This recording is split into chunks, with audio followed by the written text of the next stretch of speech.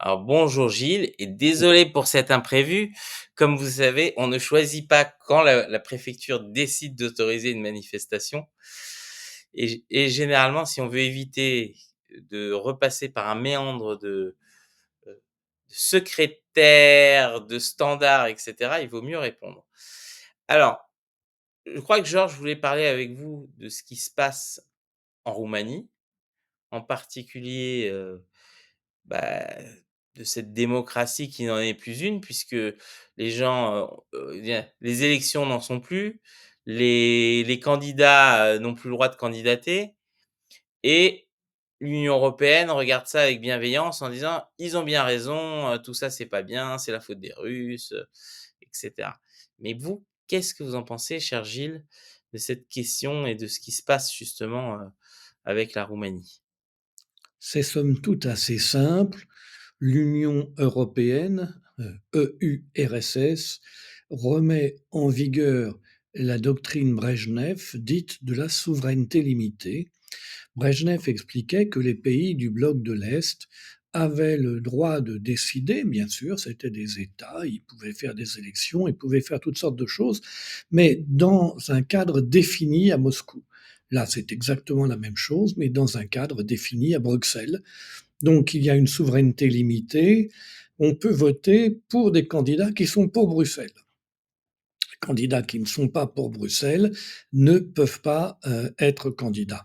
On le voit en Roumanie. On peut se demander si en France, on ne va pas assez vite aller vers l'interdiction de candidature de Marine Le Pen, parce qu'elle n'est pas assez pour Bruxelles, alors qu'elle est quand même maintenant beaucoup favorable à Bruxelles, mais peut-être pas encore assez. Donc, on est en face d'un système. euh, la doctrine Brejnev, c'est quand même un système qui commence à mourir, hein. Et là, l'Union européenne, c'est un peu pareil, et ça va plus vite. C'est-à-dire que la compréhension que les populations sont tout à fait hostiles à ce que fait Bruxelles conduit à ce qu'on ne les laisse plus s'exprimer. Donc, il va y avoir un problème. Mais alors justement, est-ce qu'on n'est pas en train d'assister là, à un comme vous dites, à une espèce de nouvelle fuite en avant? C'est-à-dire qu'on va pouvoir se poser la question si dans les élections, dans les pays de l'Union européenne, les candidats, s'ils sont là, c'est parce qu'ils ont été validés et ceux qui ne sont pas ou ceux qui sont empêchés, c'est parce qu'ils représentent un danger pour les intérêts de l'Union. C'est exactement ça, c'est-à-dire on a un dispositif installé à Bruxelles qui considère qu'il est l'autorité absolue et que les nations n'ont plus voix au chapitre. Alors c'est inquiétant parce que alors beaucoup, disent on n'est plus en démocratie. Effectivement, j'ai pour cet exemple, pour moi, ce qui s'est passé l'année dernière avec, République souveraine, où on a été interdit de participer à une élection sanction qui a été du, 1er janvier, donc 2024 au 30 juin 2024. Bizarrement, juste au moment où il y a une élection européenne. Ça Quand tombe j'ai très bien. dit voilà, quand j'ai dit à certains: «Ça me semble quand même être très téléphoné parce que ça correspond exactement à la durée de la campagne», on m'a traité de complotiste, mais ces faits-là, heu, tendent à prouver qu'en fait, peut-être que alors, bien sûr, nous, on n'avait pas il y a pas de risque qu'on renverse la table, mais notre discours devait être inaudible. Alors ça nous a pas empêchés de nous présenter. On a trouvé, on a su être résilients, mais voilà, c'est des bâtons dans les roues. Écoutez, depuis le référendum sur la Constitution européenne, il est clair que les populations ne sont pas sur la même longueur d'onde que les hiérarques de Bruxelles et que ça n'est pas du tout l'idée des dirigeants de Bruxelles de laisser les populations continuer à s'exprimer librement, puisque ça ne présente pour eux aucun intérêt, puisqu'ils disent des choses qui leur déplaisent. Alors Georges est revenu, j'étais d'accord avec lui. Vous savez, en fait, on est dans un mouvement global. La guerre dont on nous parle tous les jours, la menace existentielle que fait peser sur nous la Russie, qui en 3 ans a avancé de 60 kilomètres. Donc il lui faudrait quand même quelques décennies pour commencer à approcher de nous. La menace existentielle qui est à nos portes, en réalité, c'est un prétexte pur et simple pour retirer les droits civiques, comme vous le voyez en Roumanie, et les retirer définitivement à travers l'adoption d'un dispositif fédéral européen qui retirera aux nations et aux peuples toute possibilité de s'exprimer. Georges, je te laisse avec Gilles pour la suite de cet échange.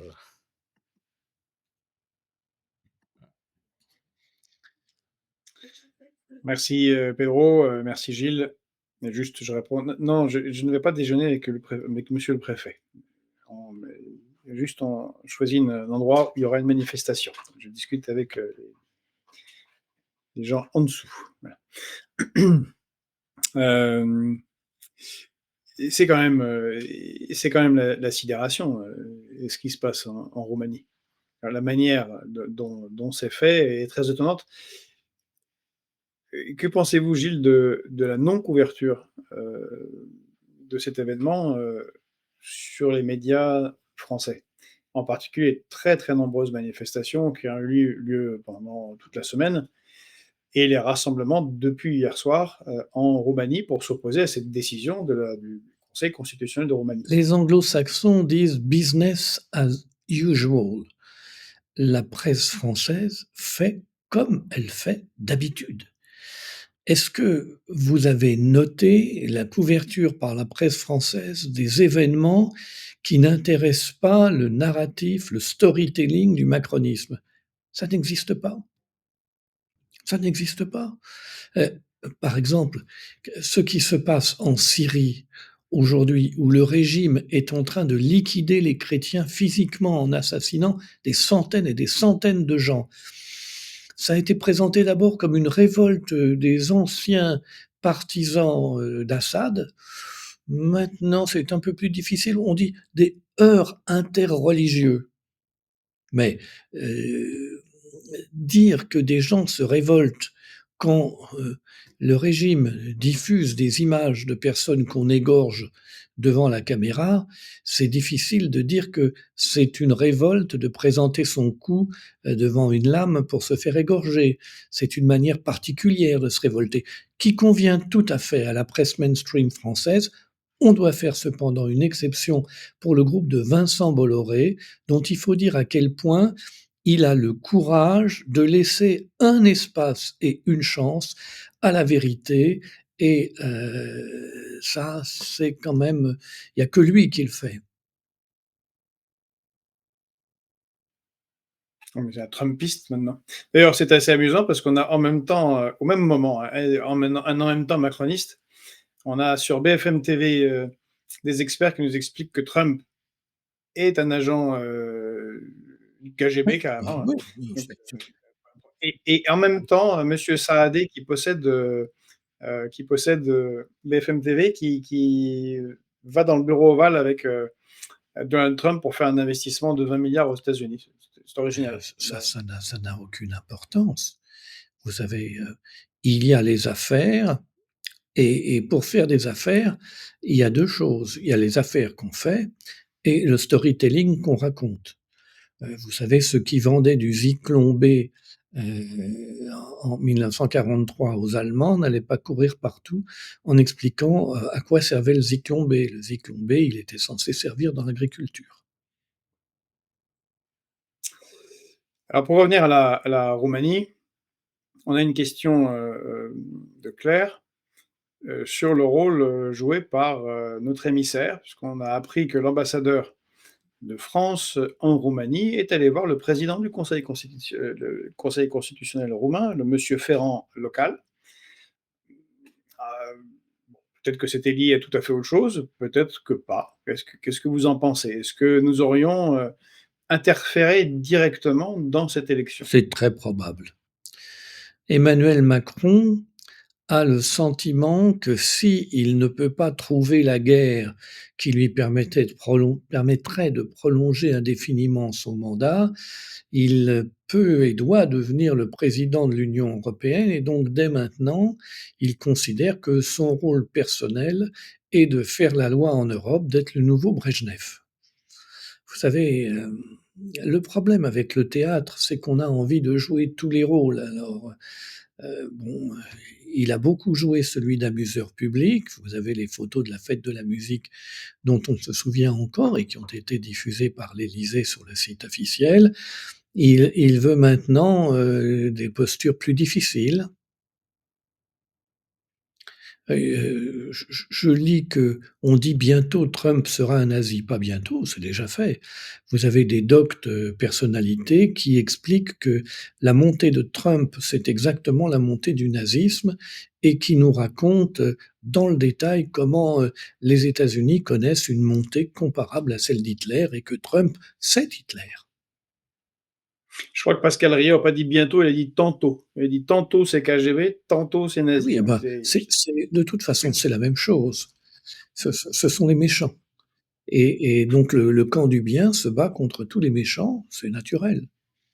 Vous savez, on est passé dans un monde de propagande absolue, absolue. S'il n'y avait le groupe de Vincent Bolloré, vous auriez sur les médias français un discours absolument uniforme et en rupture complète avec la réalité. alors par contre, la propagande a l'air de moins bien passer évidemment en Roumanie. J'étais pas là malheureusement pendant les premières minutes. On l'a rappelé, Georgescu est sorti à la surprise générale des sondeurs en Roumanie et des sondeurs d'Europe 1er avec, enfin en tête du premier tour des élections présidentielles en Roumanie. Donc elles ont été annulées. Il y a eu des accusations qui ont été faites sur une enquête des services de renseignement qui a montré qu'elle était fausse, que ce qu'on lui reprochait, à savoir d'avoir payé TikTok, mais en fait c'est le pouvoir en place qui l'avait fait. Bon, le pouvoir en place n'a pas été interdit. Les élections ont été reportées au 29, pardon, ont été reportées au mois de mai. Et là, on lui a interdit de se présenter candidat, de se porter candidat. Bon, c'est un déni démocratique pour le moins. Mais la propagande, si elle marche ici, parce que bon, on n'est pas en Roumanie et ce qui se passe à Bucarest intéresse quand même moyennement le français de Brest et de Tourcoing ou de Marseille, mais est-ce que est-ce que la propagande va réussir à passer en Roumanie? Puisque c'est là que c'est le plus intéressant. Est-ce qu'on ne va pas se retrouver avec un soulèvement en Roumanie dont l'Union européenne sera bien embarrassée de savoir quoi faire avec? Quoi faire avec? Arracher les yeux et les mains. Emmanuel Macron a donné son conseil aux dirigeants roumains en disant: «Vous n'avez qu'à faire comme moi avec les gilets jaunes». Mais la question qui est posée, c'est que le vice-président américain a déjà pris publiquement à la conférence de Munich l'exemple de la Roumanie comme celui du danger principal qui menaçait l'Union européenne. Aujourd'hui, les Américains ont la capacité de saisir l'occasion pour dire leur point de vue, c'est-à-dire dire la réalité. Ça n'est pas la démocratie que d'interdire les candidats qui ne sont pas d'accord avec le gouvernement en place. Et je pense qu'il y a là l'occasion d'un bras de fer que peut faire Trump avec les marionnettes européennes pour essayer de montrer qui a la capacité. Parce qu'il peut s'appuyer sur les populations locales et puis sur sa force propre. Oui, parce que c'est ça, j'allais, merci Gilles, parce que c'est là que j'allais aller. C'est-à-dire qu'avant, avec l'administration Biden, heu, un contrôle, par l'Union européenne, de ce qui se passe en Roumanie et éventuellement une répression, pourquoi pas en utilisant Eurogenfor qui est construite, pour ce genre de situation, comme ils l'ont fait déjà, en Bosnie, heu, pourquoi pas? Mais là, avec les Américains, ceux qui sont actuellement à Washington, ça va devenir intenable. On a vu, vous l'avez rappelé, les propos de Jill Evans à la conférence de Munich sur la sécurité, mais depuis, on a eu une adresse directe de, Georgescu il n'est pas bête, hein, évidemment, à Donald Trump, le soutien de Tucker Carlson, Fox News qui s'y est mis dessus, fortement.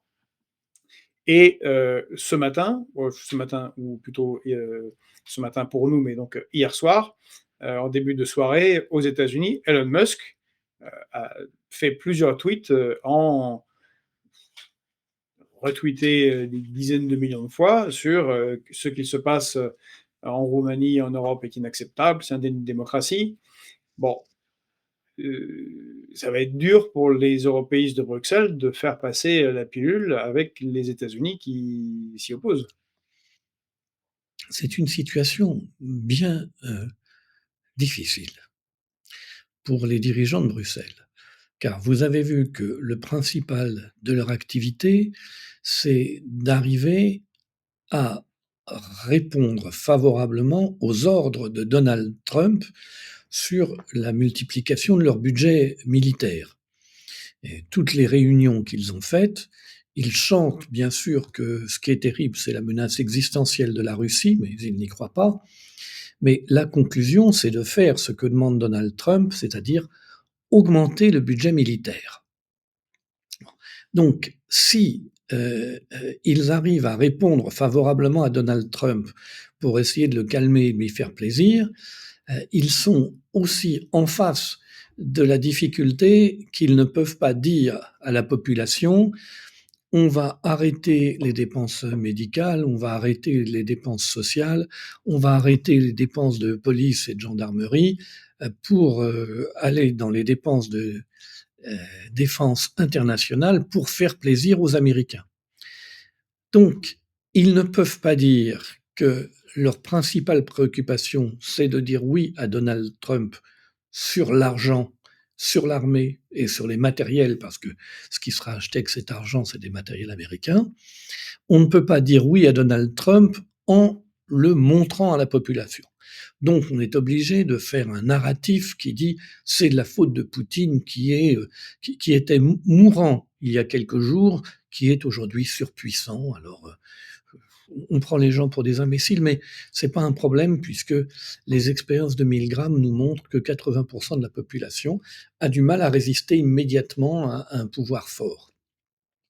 Donc, si en plus on est obligé de s'affronter sur la question de la démocratie, il ne reste rien à ces marionnettes, enfin une seule chose, le fil qui les relie aux marionnettistes américains, qui est aujourd'hui Donald Trump. Leur difficulté est très grande. Ils essayent de construire quelque chose pour montrer aux patrons qu'ils peuvent se diriger tout seuls. Mais pour l'instant, le patron, il Et, n'a pas vu l'argent, pas vu les commandes, il entend du blabla et ça le fatigue. et vous ne pensez pas que c'est, à contrario, une «résistance» entre guillemets, des Européens, enfin une résistance des anciens atlantistes néocons qui se disent: Trump, ça n'a qu'un temps, faisons gros dos, il sera remplacé par les bons marionnettistes que nous on aime bien, ceux qui sont conformes à l'administration de Joe Biden.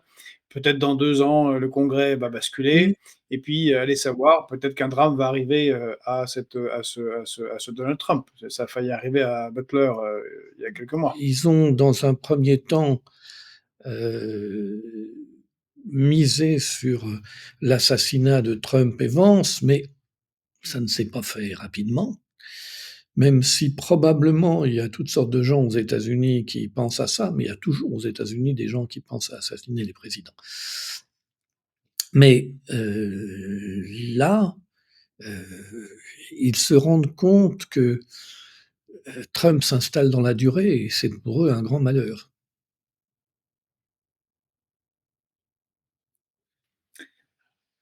Mais alors, j'insiste, je reviens sur le cas roumain. Pourquoi aller contre, ce que dit Vance, ce que dit Elon Musk, de manière aussi ostentatoire? Parce que ça quand même ça risque de les agacer, ce non-respect de la C'est pour démocratie, c'est pour en Europe et en pour Roumanie, hein. établir un C'est rapport de force entre les marionnettes et le marionnettiste. C'est une curieuse idée, hein, mais c'est la leur. Ils pensent que si ils arrivent à imposer à l'administration Trump de faire exactement ce que l'administration Trump leur reproche de faire, alors ils ont une marge de manœuvre. C'est ainsi qu'ils voient les choses. et vous, de votre côté, avec les informations que vous avez, est-ce que quelle sera l'évolution, d'après vous, en Roumanie? Est-ce que, vous pensez que l'élection pourra se tenir normalement, c'est-à-dire sans, Georgescu, ou alors on va vers un soulèvement populaire? L'attitude, des États-Unis est quand même quelque chose d'important qui va être, noté par la population. Et puis, vous savez, ce qui fait les crises et les émeutes et les révolutions, ça n'est pas que le peuple souffre, ça n'est pas que les dictateurs sont méchants, c'est qu'une fenêtre s'ouvre et que tout le monde se précipite dans cette fenêtre et éventuellement pour casser le mur. C'est le principe du barrage avec la faille. Et si en France, le Parlement est 100% pour l'Union européenne, 100% pour la guerre en Ukraine, et donc que le Parlement qui s'affronte quasi physiquement tous les jours ne le fait que pour répartir une manne et pas pour autre chose, puisque sur le fond, ils sont tous d'accord, euh, en Roumanie, il se trouve qu'il y a une offre politique dont on sait qu'elle est majoritaire, par l'élection qui a eu lieu au premier tour, qui propose de faire autre chose. Et donc les conditions sont réunies pour des événements violents, voire une révolution, pour utiliser cette terminologie. D'autant plus qu'il y a, Orban en Hongrie, Fico, en Slovaquie, quand y compris en Croatie, le président qui a été élu, qui est opposé au pouvoir en place, s'oppose également à la guerre en Ukraine, alors que lui, pour le coup, il est comme Fico, il est plutôt, de gauche, socialiste. On a une sorte de soulèvement, en Europe de l'Est, non? Anti, c'est étonnamment de là que ça vient. Oui, curieusement, les choses arrivent de là, parce que les populations de ces régions ont pensé que la fin de la tutelle soviétique et l'entrée dans l'Union européenne était l'entrée dans la liberté. Et là, on leur dit, ben voilà, on remet en œuvre la doctrine Brejnev. C'est pas enthousiasmant. C'est très intéressant. Donc vous pensez que c'est ce passé-là qui fait écho, ce refus à nouveau d'avoir une tutelle, extérieure qui vous dit quoi faire, quoi penser? Écoutez, oui, oui, on peut penser quand même que ces gens ont eu le sentiment qu'ils allaient avoir à la fois le confort et la liberté. Le confort n'est pas vraiment arrivé pour tout le monde. Il est arrivé pour une partie de la société, mais les inégalités se sont énormément creusées et la liberté, vous voyez qu'elle est réduite. Idlib nous rappelle que, était en construction la plus grande base militaire, américaine en Roumanie. Elle l'est toujours, elle l'est pas, parce que ça a beaucoup joué, a priori dans la première phase de ce problème roumain, de l'annulation, de l'élection. À l'époque, c'était Joe Biden, donc totalement raccord avec, nos dirigeants, européens, et la continuation de la guerre en Ukraine, donc construction de la nouvelle, plus grosse base américaine. Donc il y a une nouvelle grosse base américaine tous les 5-6 ans, elle se déplace vers l'Est, hein. Euh, euh, donc ils ne pouvaient pas se permettre d'avoir un dirigeant qui ne soit pas raccord à 100% avec la ligne Biden. Est-ce que vous pensez que cette base elle va continuer va être construite, à voir le jour, où on aura là aussi un retrait américain. Cette base fait Heu, sûrement partie des choses dont on parle à Riyad.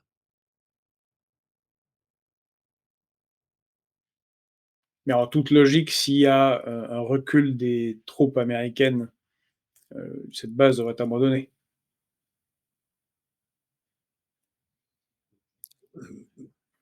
Ça dépend. Trump n'est pas un idéologue. Trump est un homme d'affaires. Ce qu'il veut, c'est réussir son affaire. Donc il est prêt à y mettre le prix.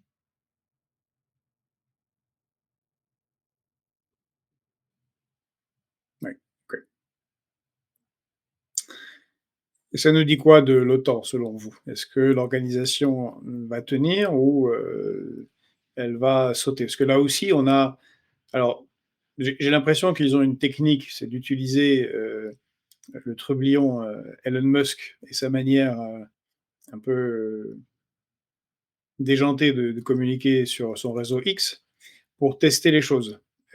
Ça fait plusieurs, allez, ça fait une bonne dizaine de jours que, Elon Musk, avec plusieurs tweets, a parlé de, faire disparaître Oui, l'OTAN. il appelle les États-Unis à quitter l'OTAN, ce qui fait de À l'OTAN quitter ou à faire un sauter. canard sans tête parce que les États-Unis représentent 70 dans l'OTAN. Et puis le traité de l'Atlantique Nord sans personne de l'autre côté de l'Atlantique. Alors, il y a le Canada. Qui viennent changer de Oui. patron. C'est plus, c'est plus le fils de Castro. C'est une blague. Heu,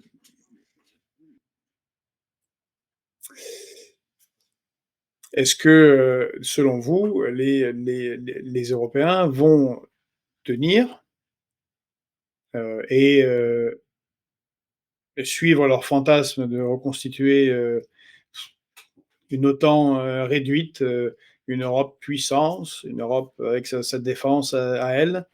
Heu, car quand même on est, en tout cas, au niveau des éditorialistes, des intellectuels, des pseudo-élites, en Europe de l'Ouest, dans une effervescence qu'on a rarement Je vue, vous quoi. rappelle que Le niveau de délirium est quand même ce sont extrême. ces mêmes personnes qui ont dit en 2008 que le système financier était d'une solidité extraordinaire, que le Brexit n'arriverait jamais, que Trump ne pourrait pas gagner la primaire, que Trump ne pourrait pas être élu président une première fois et que Trump ne pourrait jamais être élu président une seconde fois. Donc ce sont des gens qui ont l'habitude d'être vraiment à l'inverse de la réalité et qui ne constatent la réalité que quand ils se cognent dessus violemment. C'est ce qui va leur arriver la prochaine fois. Ça n'a pas d'importance. Vous savez, ces gens disent une chose et disent le contraire. Regardez sur la Russie. En quelques jours, comme l'armée russe est exsangue et l'Ukraine a gagné sur tous les terrains, et maintenant la Russie est même enfoncée sur son propre territoire, et aujourd'hui, elle est une menace existentielle car Poutine est tellement fort. Ils vous disent ça en quelques jours d'écart et ils pensent que vous êtes assez bête pour y croire.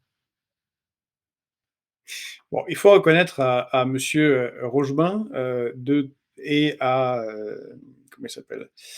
À Guillaume Roquette, le patron du Figaro, d'avoir, ils n'ont pas réussi. Ça a été un niveau, trop élevé, donc je les ai écoutés en direct sur LCI, l'un comme l'autre. On dit, non mais alors plateau, un des plateaux les plus les plus amusants dans l'hystérie, qu'on ait jamais, mis en place, leur dire tous les 2: «Mais il faut choisir, soit la Russie, va s'effondrer et c'est une catastrophe, soit ils vont nous envahir. On peut pas avoir les 2». Même monsieur Rochebain, a été frappé par la grâce de la logique, Et au moins. les C'est pas 4 mal déjà. cancers contre lesquels se débat Poutine, ils n'arrivent pas visiblement à venir à bout de la personne non plus. Car si on écoute ses chaînes, depuis 3 ans, il a 4 cancers, 4. Ils ont un bon système de santé peut-être?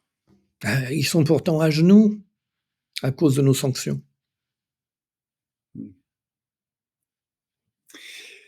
Vous qui avez, des sondes, dans la société française, originales, et qui ne êtes justement vous ne faites pas partie de ceux qui, écoutent la messe, quotidienne qui dure pendant des heures, sur nos médias, qu'ils soient, écrits ou télévisés.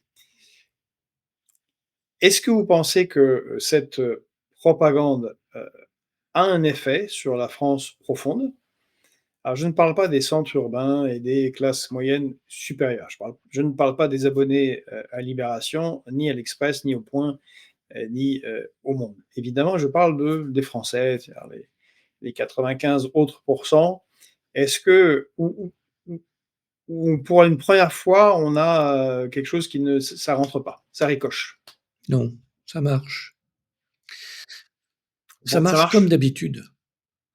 C'est-à-dire que le coup d'assommoir fonctionne, mais immédiatement, quelques jours, quelques semaines plus tard, on dit: «Mais au fond, est-ce que vraiment c'est ça qui se passe?» Et les choses se retournent. Je vous rappelle 2 exemples de retournement. Les sondages mesurent que près de 80 des Français sont pour la guerre du Golfe, au début. Et puis, heu, quelques mois plus tard, la majorité des Français pensent que la guerre du Golfe était une erreur. Aujourd'hui, il est entendu que la guerre du Golfe était une erreur absolue. Une majorité de Français a cru aux armes de destruction massive. À partir du moment où, Jacques Chirac a dit que c'était pas une affaire sérieuse, ça s'est retourné. Bon et heu, prenez un autre exemple d'opinion. Alors là, c'est pas de la guerre et de la propagande, mais c'est quelque chose d'intéressant. Nicolas Sarkozy, à peine élu, va passer une semaine avant de prendre ses fonctions sur le yacht de Vincent Bolloré. Les sondeurs de divers instituts interrogent les Français pour savoir s'il a raison ou s'il a tort. 80 répondent qu'il a raison et qu'il a bien le droit. Bon. Au bout de 4 ans, sa cote s'est effondrée et on passe en revue les divers moments qui ont été aux yeux des Français, des moments, où ils reprochent à, Nicolas Sarkozy son comportement et ses actions. Et savez-vous qu'est-ce qui arrive en tête? La semaine sur le yacht de Vincent Bolloré. Voilà. Donc, le sondage, il mesure sur l'instant la force de la propagande et il mesure sur la distance, comment évolue la société. Un sondage n'a de valeur que si les personnes qui répondent se posent la question qu'on leur pose. Ainsi, si vous êtes 3 jours avant l'élection et que vous demandez aux gens ce qu'ils veulent voter, il y a, toutes les chances que vous ayez une réponse qui corresponde à la réalité. En revanche, si vous leur demandez maintenant ce qu'ils veulent voter en 2027 ou en 2032, il y a toutes sortes de chances que la réponse n'ait pas grand, n'ait pas grand sens. Et surtout, si vous leur demandez, alors qu'on leur dit jour et nuit que la Russie menace est à nos portes, est-ce qu'elle est à nos portes et qu'elle menace? Oui.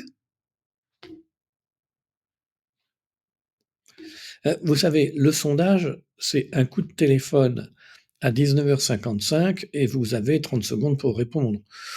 Bon, si on vous pose une question que vous vous posez vous-même, votre réponse, elle est prête et vous savez ce que vous allez dire et le sondage a un sens. Et c'est de la sociologie appliquée, c'est valable. Si on vous pose Il y une a un sondage question récent qui qui est n'est sorti pas une sur, question que vous vous posez, la réponse a beaucoup moins de sens. mais il y a un sondage récent qui est sorti d'Elab, justement sur les Français par rapport à la guerre en Ukraine, et il semble que ce que vous dites soit exactement, ce qui se passe.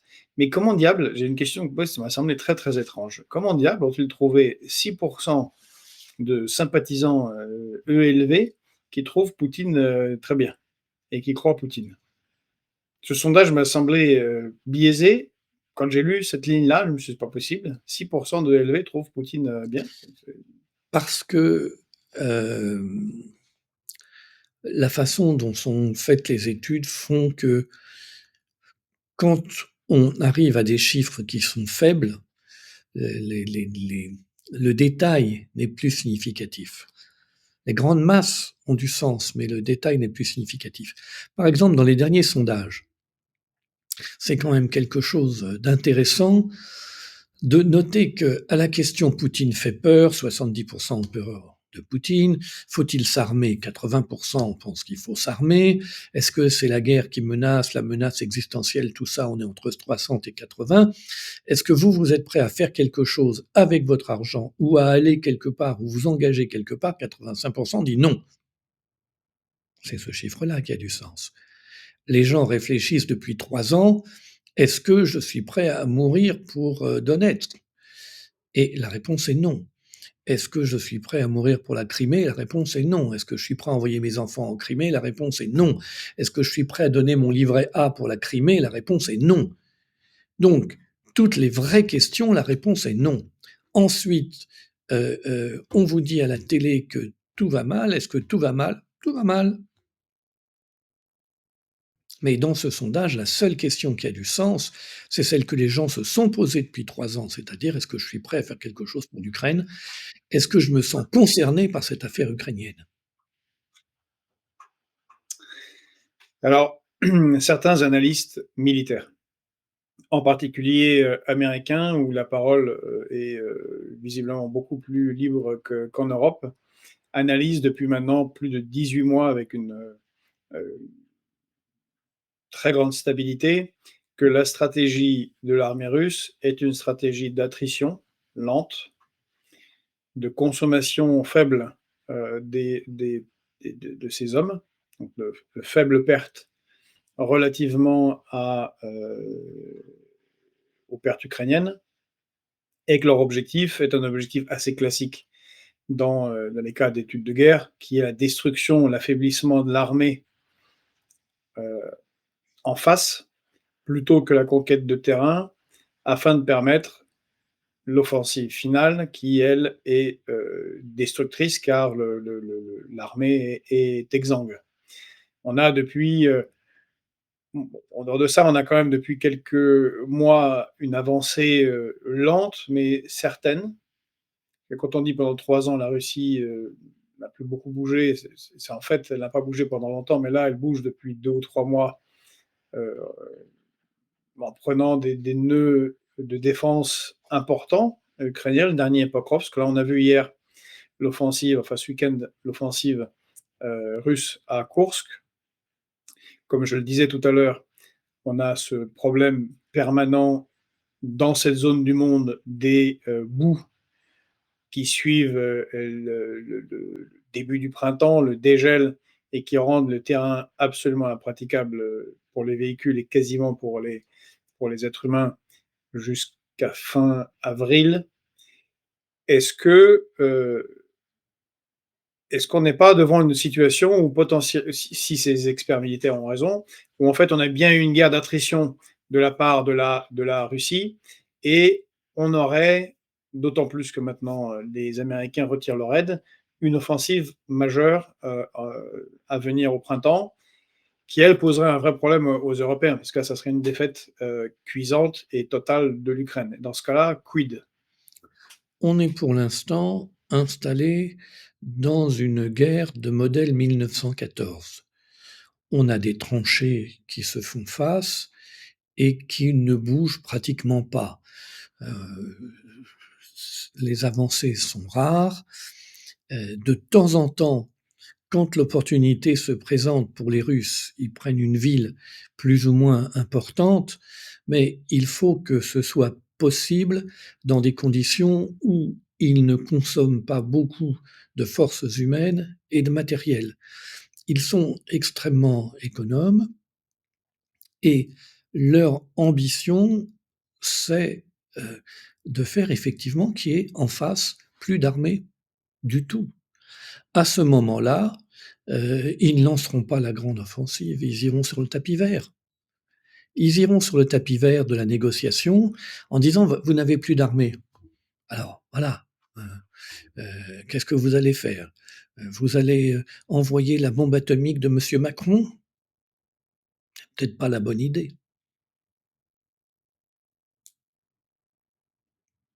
Ils ne veulent pas annexer l'Ukraine, ils ne veulent pas annexer les bandes de nazis qui dominent l'ouest de l'Ukraine et qui feraient, s'ils étaient sur le territoire russe, une situation infernale, une crise majeure pour la gestion du pays. La Russie, c'est un pays qui est pas très peuplé. Il est très grand, mais il est pas très peuplé par rapport à sa taille. Donc il doit agréger s'il veut agréger des populations, il doit le faire avec beaucoup de discernement. Il n'est pas comme les Européens qui, agrègent, des milliers de migrants, toutes les semaines, tous les jours même, sans réfléchir. Les Russes réfléchissent. Je pensais, pas à l'ensemble de l'Ukraine et sûrement pas à l'ouest de l'Ukraine qui serait évidemment pas gérable du tout pour les pour les Russes. Mais, déjà des villes comme, Kharkov, Soumy, Poltava, Dnipropetrovsk, voire Ils ont Odessa. déjà dit ce qu'ils voulaient, hein. Donc on sait à peu près la carte, de ce qu'ils souhaitent, occuper avec cette opération militaire spéciale. Ils disent que c'est une opération militaire spéciale, il faut les croire. Ils disent que cela vise à sauver les populations russophones, d'une dictature, fascisante, voilà. Donc ils font cette opération pour cela. Ils font pas autre chose. Et ils font pas autre chose Mais parce ça implique ce que j'ai dit tout à l'heure. stratégiquement, pour eux, faire autre chose, c'est dangereux. Non pas, à cause des Américains ou des Européens, c'est dangereux pour eux-mêmes, dans la propre gestion de leur société. Oui, mais justement, si on parle des zones, plutôt russes ou pro-russes où une grande partie de la population est moitié, russe ou moitié ukrainienne, on parle de ce que j'ai dit, c'est-à-dire que quasiment tout ce qui est à l'est du Dniepr plus Odessa. Oui, mais Est-ce que vous pensez que sur la table de négociation à Riyad, compte tenu du fait que ce sont les Russes qui ont les cartes en main et que tout ça intéresse fort peu, enfin que les intérêts plutôt de Donald Trump sont ailleurs, est-ce qu'ils mettent: «Voilà, c'est ça le tarif. Nous on veut ça». on peut penser que la discussion tourne autour de la frontière que vous évoquez.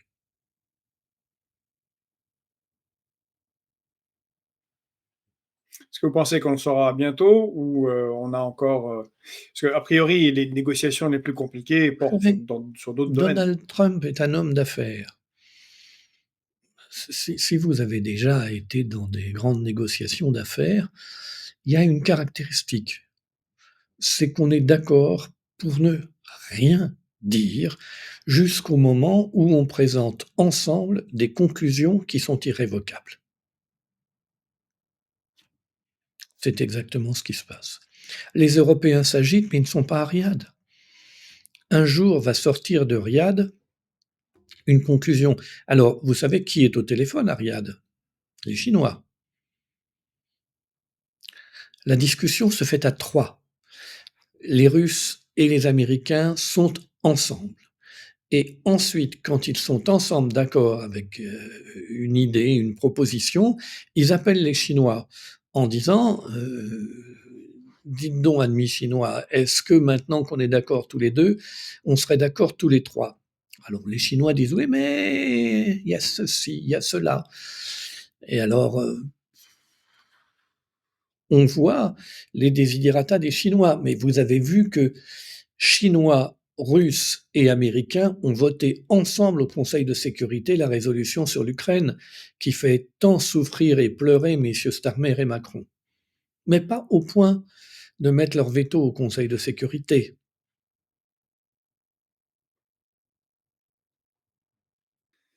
Alors pendant ce temps, les Européens, eux, viennent de faire quelque chose, en particulier la France, c'est saisir les gains, des avoirs russes gelés pour les transmettre à, l'Ukraine Ce que Christine Lagarde et les a exhortés à ne pas faire.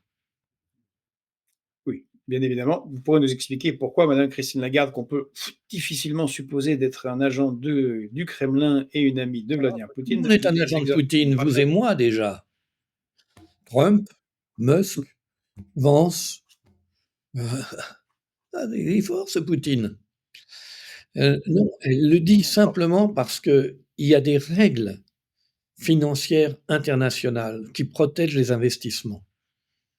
Si on les viole sur les Russes, les investissements ne viendront plus en Union européenne. Ça veut dire qu'on aura perdu la stabilité. Ça veut dire que je mets mon argent en Union européenne, mais si ces gens ne sont pas d'accord avec le président américain, moi qui suis une firme américaine, hop, ils vont me stocker mon argent quelque part, prendre les intérêts, etc. Ça veut dire l'arrêt des investissements. Ça, c'est très simple. C'est l'arrêt des investissements étrangers dans l'Union européenne. Alors, évidemment, le vol pur et simple des avoirs qui est demandé par Gabriel Attal, qui est un homme qui a beaucoup vécu, beaucoup bourlingué, qui connaît la vie internationale, qui a une longue expérience. mais pas que, madame Tondelier aussi, il y en a Tondelier, quelques autres. Madame Tondelier, qui dit: «Il y aura bien sûr des protestations des juristes». Ah oui, il y aura des protestations des juristes. On peut aussi décider d'assassiner tous ceux qui soutiennent Poutine. Il y aura des protestations des juristes. On peut aussi décider de faire tout ce qu'on veut. Il y aura des protestations des juristes. Oui, ah oui, bien sûr. Non, pas du tout. Il y a des lois internationales et les seules lois internationales qui arrivent à être respectées même pendant les conflits armés, c'est les lois qui touchent la régulation de l'argent. L'argent, c'est vraiment le cœur du système capitaliste. Si vous touchez à l'argent, vous touchez au cœur. Et là, il n'y a pas de rémission. Si vous dites de l'argent investi dans l'Union européenne, il est aux mains des dirigeants de l'Union européenne qui en feront ce qu'ils veulent, eh bien, j'investis plus. Et d'ailleurs, pourquoi est-ce qu'on investirait dans l'Union européenne aujourd'hui qui se propose de s'opposer à la Chine, à la Russie et aux États-Unis? Ah, c'est visiblement la zone des tempêtes. Elle a perdu son attrait économique, l'industrie allemande est en chute libre, la France a perdu son industrie, mais ses capacités de service, elles aussi, commencent à régresser. Bon, on est en train, de faire basculer l'Europe dans une zone extrêmement sombre. Enfin, on est en train. Les dirigeants de l'Union européenne sont en train de faire basculer l'Europe dans une zone extrêmement sombre. Mais ça, c'est là que allez, c'est un peu incompréhensible pour moi et je vais jouer le naïf et vous poser la question. Parce que pour souligner ce que vous avez dit, Gilles, heu, tout le monde ne le sait pas, mais il y a une banque, des règlements internationaux, la BRI, qui se trouve quelque part, en Suisse, à Bâle, il me semble. Et qui, selon, les dires serait enfin, pour résumer, c'est une sorte de banque centrale des banques centrales et qui gère justement les relations, or, tout le monde sait, parmi les dirigeants européens, on apprend ça quand même un peu dans les écoles que moi j'ai faites et qu'ils ont fait, je pense, certains en fait encore plus, quoique, que la BRI a fonctionné, comme vous l'avez dit, pendant la Deuxième Guerre Absolument. mondiale. C'est-à-dire que des gens se réunissaient à Bâle, des, d'horribles nazis avec, de gentils Américains pour dire: «Bon, là, bon, ça se massacre, mais là, on va éviter de, trop toucher à C'est à ça l'argent». que sert la Suisse. Voilà. Mais là, on a une forme de dinguerie, parce que même la Suisse a dit qu'elle était prête à envoyer 200 soldats en Ukraine. Je ne sais pas qu'est-ce qui leur a pris par la tête, parce qu'ils perdent petit à petit leur rôle de pays neutre. Bon, et puis 200 soldats, bon, ben, franchement, à moins qu'ils aient des hallebardes magiques, je ne vois pas très bien qu'est-ce qu'ils vont pouvoir faire. Mais les Européens, comme vous l'avez dit avec madame Lagarde, leur a rappelé, ils savent ça. Or la situation est déjà une situation de récession pour la Grande-Bretagne, pour l'Allemagne, de facto, en France. On a une balance commerciale qui est catastrophique.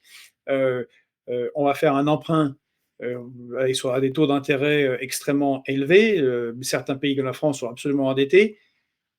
Quel fou va en plus se tirer, une balle, dans chaque genou en prenant les avoirs russes? Alors, C'est-à-dire, Vladimir ça n'a Poutine aucun a une sens. réponse sur la cause de cela. Je ne vous dis pas que c'est la mienne, mais la seule réponse que je connaisse et que j'ai lue exprimée, c'est celle de Vladimir Poutine. L'excès de produits psychotropes chez les dirigeants Ah, ils de sont pas l'Union tous européenne. produits psychotropes quand même. Enfin, chez Zelensky, chez Macron, chez les dirigeants de l'Union européenne. Oui, mais là, C'est sa théorie. là encore une fois, C'est la seule que je c'est connaisse. c'est la seule qu'on connaît, mais OK, c'est un peu pour rire comme théorie, mais quand il là, c'est massif, c'est le gros, de la classe médiatico-politique sort cette ineptie, qui est un suicide pour la finance de l'Union Oui, européenne. C'est-à-dire si mais donc quel est le problème?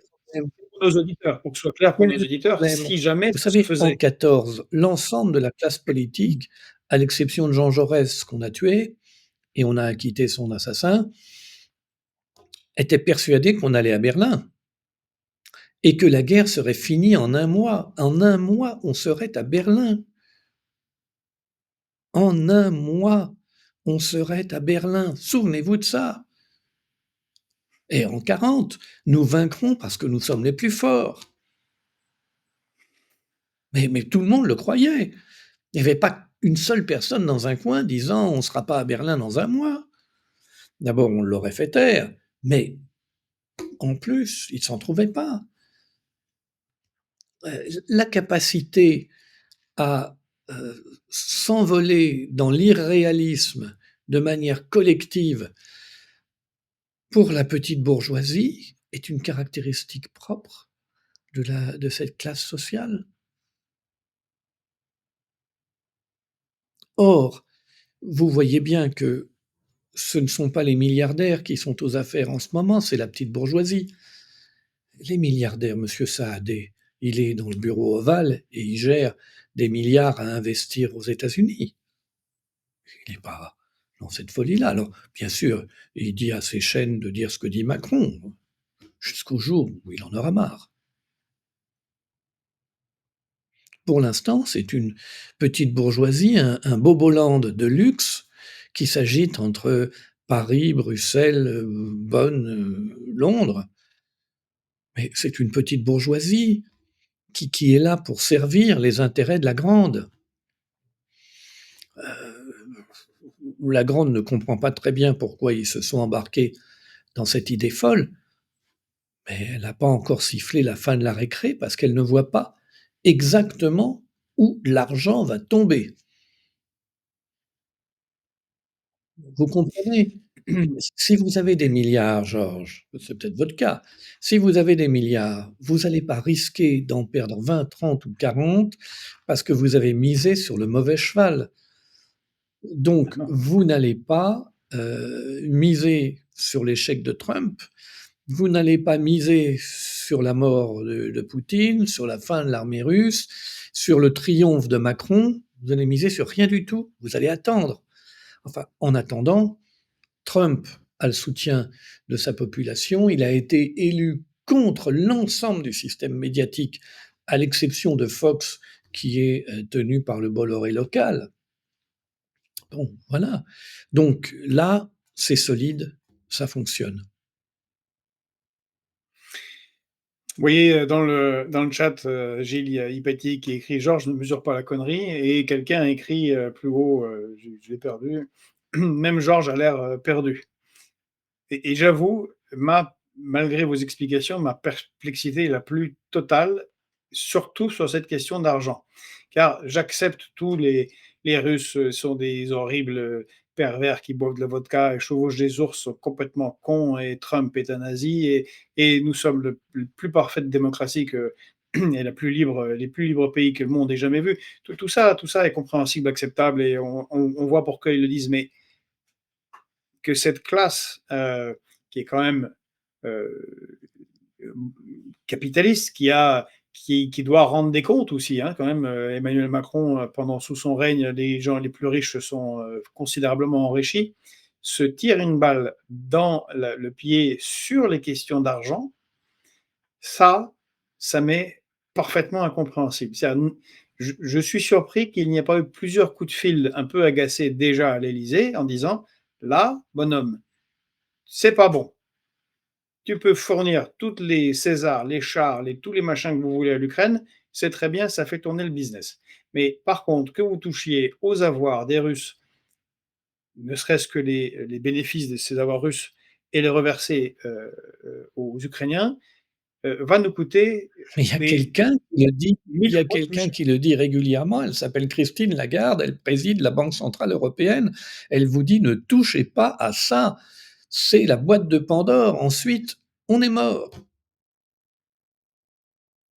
Eh Gabriel ben, c'est là que Attal je comprends pas, Gabriel justement. Attal C'est évidemment on est a mort. plus Pourquoi ils le font? d'expérience que Christine Lagarde, nous le savons. Non, non, bien sûr, mais j'ai vraiment du mal à comprendre pourquoi ils le font alors. Parce que Christine Lagarde a raison. Encore une fois, elle est ni bolchevique, ni pro-russe, ni rien du tout. Non, Donc, Christine Lagarde n'est pas bolchevique. Vous êtes certain qu'elle n'est pas quelque part liée au Parti communiste de Corée du Nord? ah bah ouais, non, je ne sais pas. Peut-être c'est la maîtresse de Et Kim, vous puis allez savoir. l'évolution Un peu bizarre. l'évolution des gens. Regardez ce sénateur Maluret qui est maintenant devenu la coqueluche des anti-Trump et qui insulte tout le monde, là-bas. C'était quand même le dirigeant de la Cause du peuple en France. La Cause du peuple était une organisation maoïste interdite dont une partie a viré au terrorisme et une partie à l'affairisme. Je vous laisse juger où est Maluret. Il y a Orlo Sarguerion qui nous écrit quand Christine Lagarde est la voix de la raison, c'est qu'on Oui, est au fond. c'est très clair. C'est très, très, très belle formule, C'est une Orlo. observation tout à fait, judicieuse, oui. Oui, là, on est bien, là. On est bien. Bon, eh C'est bien, exactement la même chose que dans un mois, nous serons à Berlin. Vous vous rendez compte que ces gens ont sauté dans le vide en tuant des milliers, des millions de gens à partir de l'idée que c'était une guerre très rapide, dans un mois on sera à Berlin et il y aurait presque pas de morts. Et ils ont tué des millions de gens. Alors là, ils vont ruiner leur économie. C'est moins grave.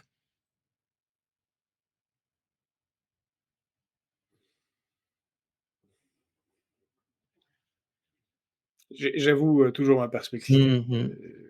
Ça sera difficilement rattrapable, parce que quand même un des grands avantages, colossal qu'a l'Union européenne, en plus petit que celui des États-Unis, mais quand même, c'est, de produire une chose qui ne coûte rien, à savoir des billets d'euros, qui permettent d'acheter tout un tas de choses utiles. Si la machine est cassée, il va falloir se baser sur, les ressources qu'on a, il n'y en a pas beaucoup, sur une agriculture qui est, de plus en plus fragilisée par les accords de libre-échange imbéciles qui sont signés.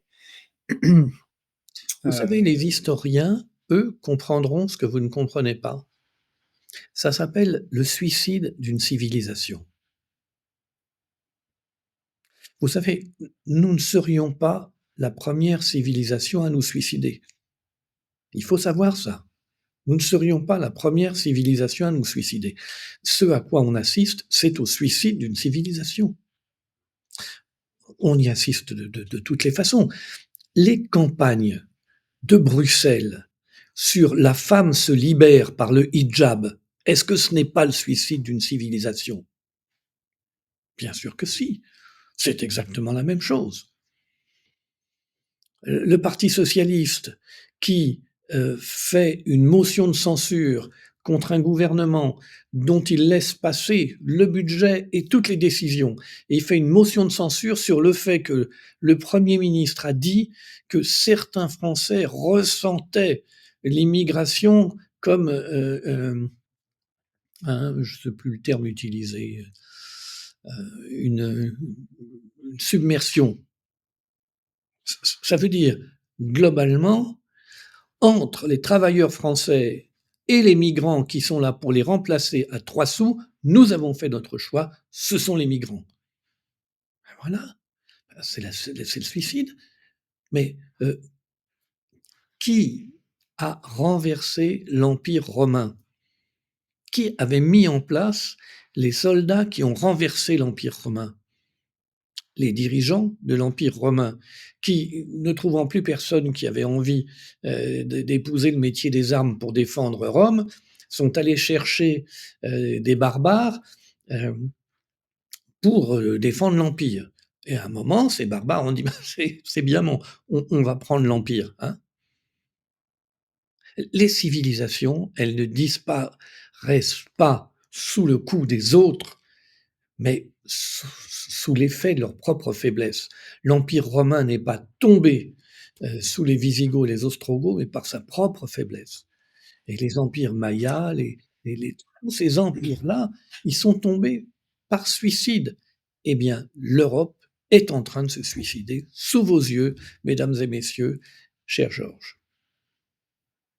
Et vous voyez, je suis tellement un agent du Kremlin que j'arrive pas à l'avaler, ce suicide. C'est drôle, hein? Et Vous pourtant, n'êtes pas comme vous assez le woke. dites, et comme le disent quelques autres, Vous n'êtes c'est pas assez malheureusement, woke. Vous n'avez pas ce compris qui se passe. que Oradour-sur-Glane, c'est bien fait, on l'a bien mérité parce qu'on en a fait tellement des Oradour-sur-Glane en Algérie. On l'a bien mérité, vous dit Apathy. Et le Troisième Reich, finalement, il n'a pas de spécificité. Il est la continuation du crime contre l'humanité de la France en Algérie, dont Emmanuel Macron vous a régulièrement parlé, et donc, il n'y a pas de spécificité au Troisième Reich.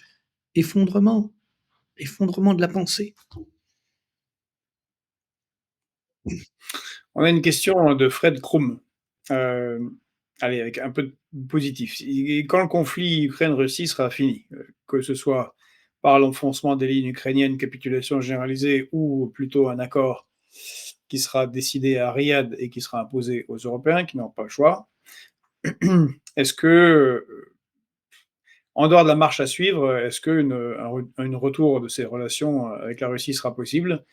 Et si oui, comment? Très simplement, on lève toutes les sanctions et on va construire des usines là-bas pour leur apporter toutes sortes de choses qu'ils n'ont pas encore suffisamment, qui sont un confort matériel.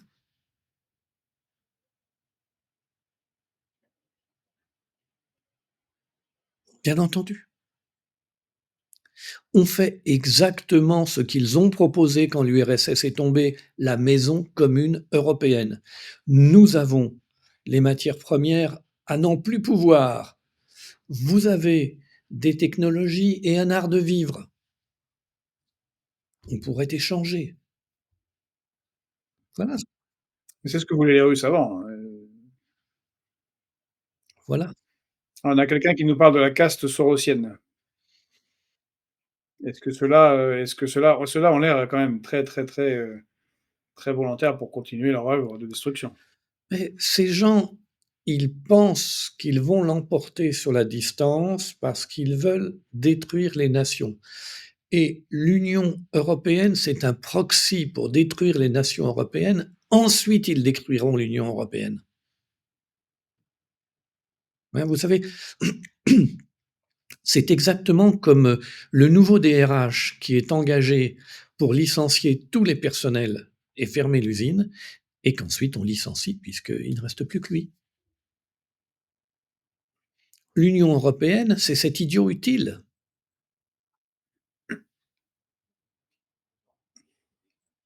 C'est l'idiot utile. C'est l'idiot utile qui fait beaucoup de dégâts. Sur nous, hein, le peuple, hein, je Oui, parle. oui, oui, bien sûr. Et sur nos États et la nation, Mais puisqu'évidemment il a Ils sont construits, ils Il ont a fait pour une ça. petite faiblesse qui lui reste, avant qu'il soit midi, on peut l'évoquer. Vous allez mourir parce que les Russes sont une menace existentielle. Vous allez mourir parce que le Covid est une menace existentielle. Vous allez mourir parce que la prochaine pandémie, plus ou moins inventée dans un laboratoire, est une menace existentielle. Vous allez mourir parce que le réchauffement climatique est une menace existentielle. Donc, au total, vous allez tellement mourir par tellement de raisons. Il y a tellement de priorités absolues, mortelles, qu'au fond, il n'en reste plus. Et à la fin, ce qui reste, c'est que oui, mais comme c'est pas tout à fait demain, on verra.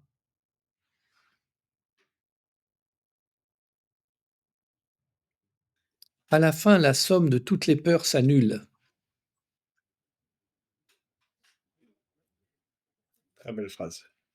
On en a 2 aujourd'hui. Au revoir. Merci Gilles. Merci, pour cette réflexion, un peu sombre sur notre civilisation européenne. Si vous voulez, moi, On je verra peux s'il vous pourra y avoir raconter la bibliothèque rose ou la bibliothèque bleue, mais dans ce cas-là, on ne parle plus d'actualité, on parle de littérature. non, non, non, non, vous avez bien raison de faire ce que vous faites, et c'est important. Je me demandais si la machine infernale pourra être, arrêtée. On verra bien. En tout cas, on vous donne rendez-vous à la semaine prochaine, si vous le voulez bien et si c'est, possible, je À la crois que semaine oui, prochaine. pour analyser ce qui va se passer. Il se passe énormément de choses. Comme vous le rappeliez, il y a des semaines où se passent des décennies, c'est exactement ce qui se passe en ce moment. Merci Gilles, merci à tous, bonne journée. N'oubliez pas de liker, de partager, de commenter. Alors, énormément de commentaires, on ne peut pas tous les suivre. Donc ça, vous le faites bien. Et de, eh bien voilà, de faire connaître Fréquence Populaire autour de vous, s'il vous plaît. Pour ceux qui ne l'ont pas fait, allez sur Telegram, abonnez-vous sur notre fil Telegram. On a besoin de le faire monter, parce qu'on a besoin de sécurité. Et la sécurité, c'est d'avoir plusieurs moyens de communication, plusieurs endroits où on peut s'exprimer, car on ne sait jamais, des choses arrivent, hein, c'est parfois désagréable d'être bloqué par quelqu'un qui peut appuyer juste sur un bouton. Donc c'est bien quand il y a plusieurs boutons à appuyer pour nous faire taire. Donc, comme vous ne voulez pas que nous nous taisions, abonnez-vous également sur Telegram et sur TikTok. Merci à vous, très bonne journée à tous et à demain pour Fréquence Populaire.